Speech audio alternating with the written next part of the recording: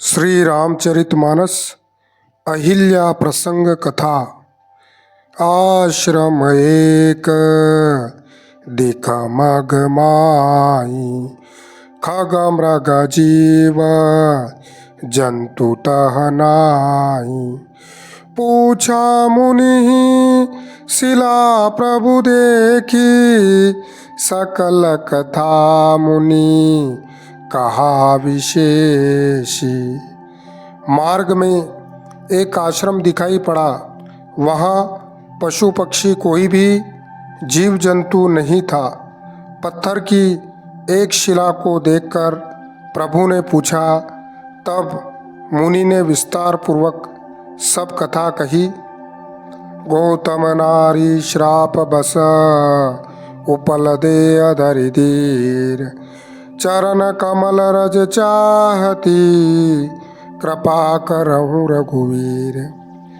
गौतम मुनि की स्त्री अहिल्या शापश पत्थर की देह धारण किए हुए बड़े धीरज से आपके चरण कमलों की धूलि चाहती हैं। हे रघुवर, इस पर कृपा कीजिए। पर सद पद पावन, शोक न सावन।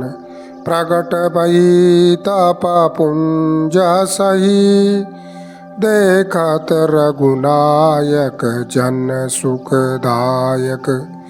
सन्मुख होई कर जोरी रही, अति प्रेम धीरा पुलक शरीरा। मुख नहीं आवई बचन कही, अतिशय बड़ भागी चरण ही लागी।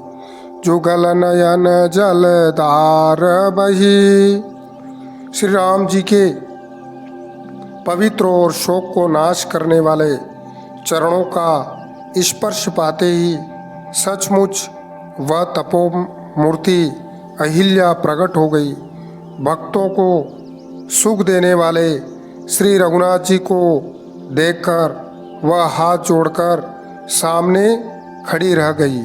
अत्यंत प्रेम के कारण वह अधीर हो गई। उसका शरीर पुलकित हो उठा। मुख से वचन कहने में नहीं आते थे।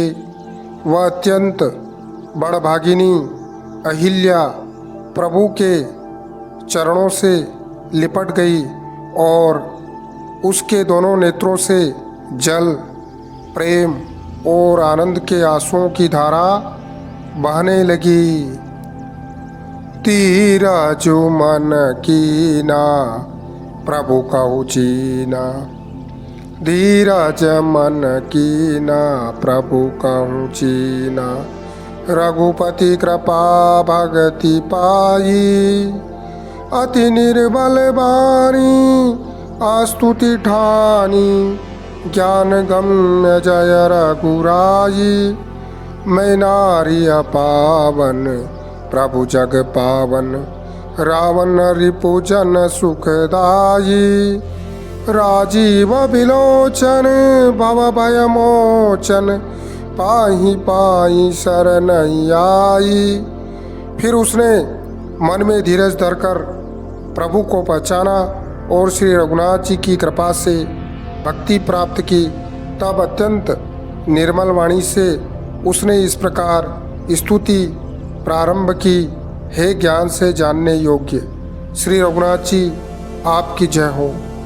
मैं सहज ही अपवित्र स्त्री हूँ और हे प्रभु, आप जगत को पवित्र करने वाले, भक्तों को सुख देने वाले और रावण के शत्रु हैं। हे कमल नयन, हे संसार जन्म मृत्यु के भय से छुड़ाने वाले, मैं आपकी शरण आई हूँ। मेरी रक्षा कीजिए, रक्षा कीजिए। मुनि श्राप जो दीना, अति भल कीना। परम अनुग्रह में माना, देखऊं भरी लोचन हरि भव मोचन। यह ही लाभ शंकर जाना। विनती प्रभु मोरी। मैं मति भोरी नातन मांगऊं बरयाना। पद कमल परागा रस अनुरागा मम मन मधुप करे पाना।